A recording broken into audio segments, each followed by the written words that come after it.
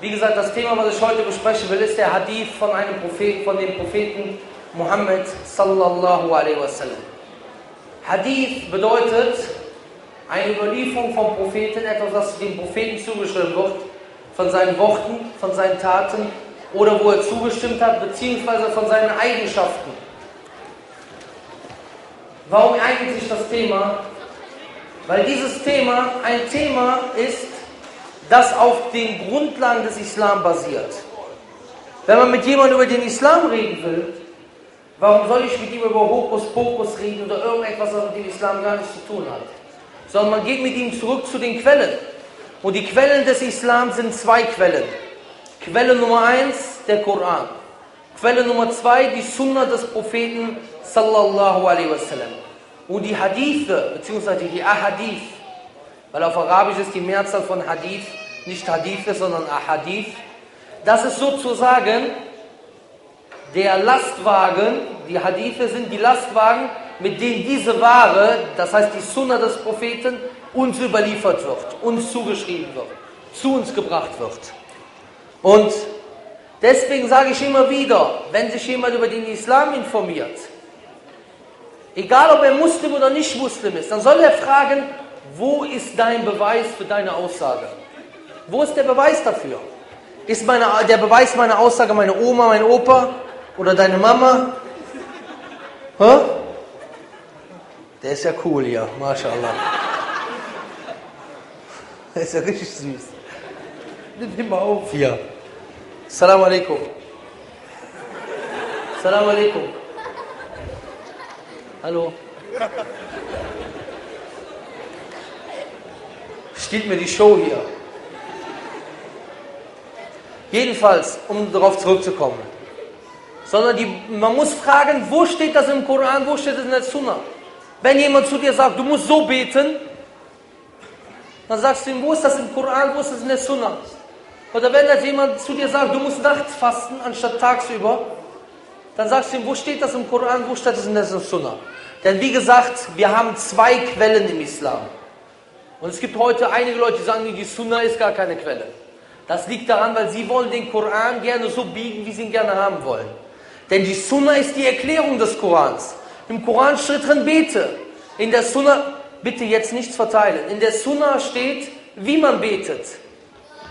Im Koran steht, du sollst beten. In der Sunna steht, wie man betet. Ja? Und der Koran sagt schon, dass es zwei Quellen gibt. Weil Allah sagt, dass er dem Propheten zwei Dinge herabgesandt hat. Al-Kitab wal-Hikmah.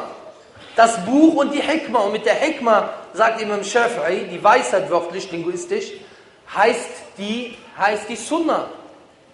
Allah sagt im Koran, هُوَ الَّذِي بَعَثَ فِي الْأُمِّيِّينَ رَسُولًا مِّنْهُمْ يَتْلُو عَلَيْهِمْ آيَاتِهِ وَيُزَكِّيهِمْ وَيُعَلِّمُهُمُ الْكِتَابَ وَالْحِكْمَةَ.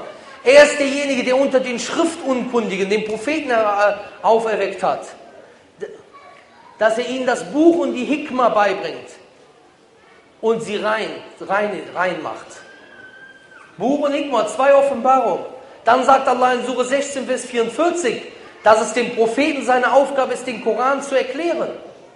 Das heißt, es ist nicht wie in manch anderen Religionen, wo man ein Buch hat und jeder erklärt es, wie er will. Stimmt. Wir haben auch im Islam viele Leute, die erklären das Buch, wie sie wollen. Aber wenn sie den Manhaj des Korans folgen, dem Weg des Korans folgen, dann werden sie sehen, dass ihre Interpretation falsch ist. Und entschuldigen, wer reden will, der soll bitte rausgehen.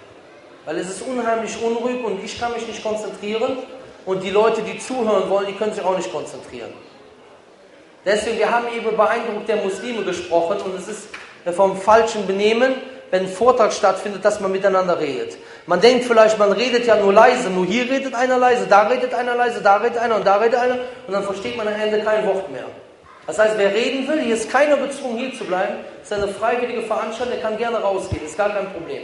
Wenn Kinder schreien, kann man mit denen auch gerne rausgehen, weil jetzt muss man sich etwas konzentrieren, sonst kriegt keiner was mit. Ja, so.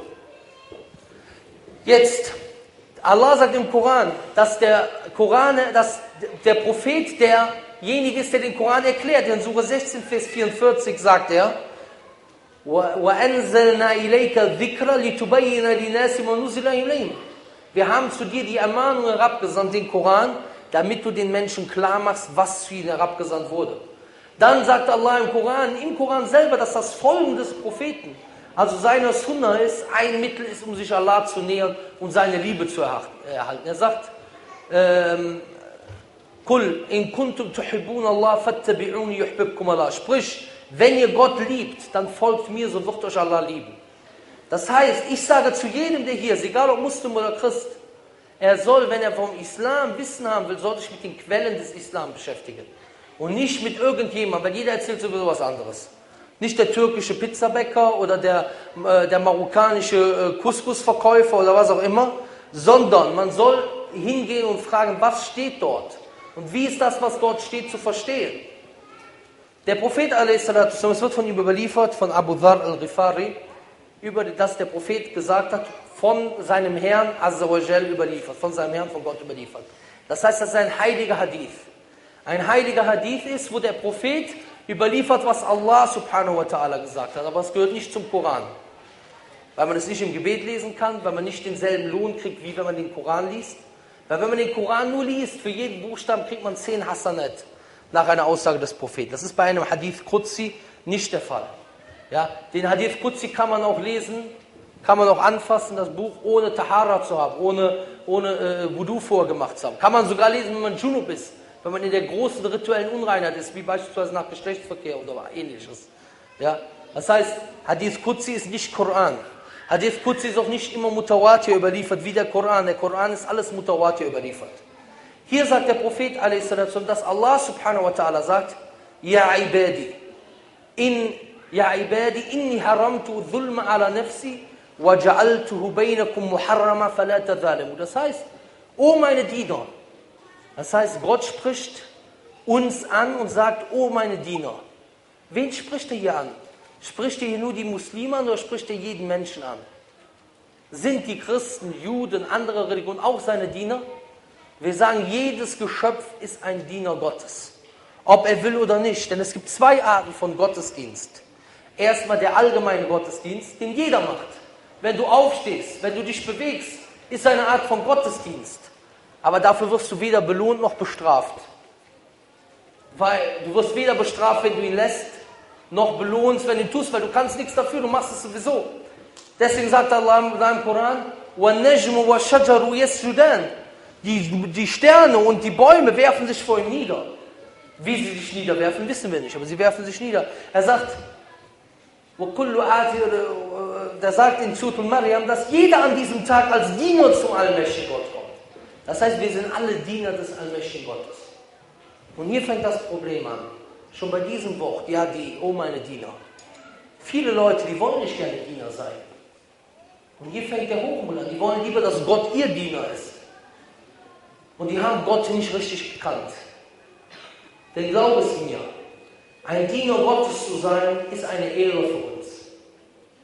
Denn die Diener Gottes, die ihm dienen, mit ihrer freien Wahl, wofür sie verantwortlich sind, die werden am jüngsten Tag den Paradiesgarten betreten. Deswegen ist eine Ehre für uns, Gott dienen zu dürfen. Aber viele Menschen wollen, dass Gott ihnen dient. Dann hörst du sie sprechen, Tsunami-Unglück.